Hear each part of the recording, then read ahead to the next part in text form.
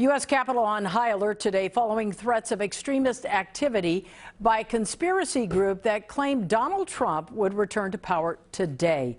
The head of the FBI testified this week that domestic terrorists now pose as big of a threat as those from overseas. And yet, no federal laws exist to address this growing danger. Our investigative reporter Lolita Lopez with more. Thousands of armed troops surrounding the U.S. Capitol on standby.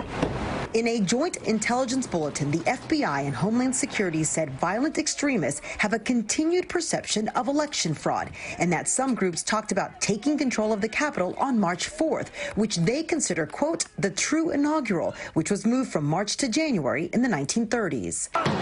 Law enforcement agencies warning the same militia groups that attacked on January 6th are still making plans. The problem of domestic terrorism has been metastasizing across the country for a long time now, and it's not going away anytime soon. And now lawmakers are trying to decide how to deal with it. Under federal law, under U.S. law, there is no list of domestic terrorism organizations the same way there is for foreign terrorist organizations. We are afraid of at the center is that having a broad law will enable some corrupt government folks to go after people who are merely expressing civil disobedience and dissent. Brian Levin from the Cal State San Bernardino Center for the Study of Hate and Extremism. You don't need a broadly reconfigured domestic terror law. What you need is to just tighten the screws on the ones we have. Levin would like to see the addition of enhanced charges for bringing a firearm to government buildings and other sensitive locations.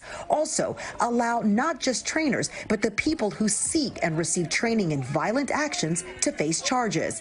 Levin tells the I-Team politically and ideologically motivated groups are becoming more vocal and violent, especially now. We've been seeing white supremacists / far-right extremists be the most lethal since 2018, but even in 2020, they were again the #1 type of lethal domestic extremism.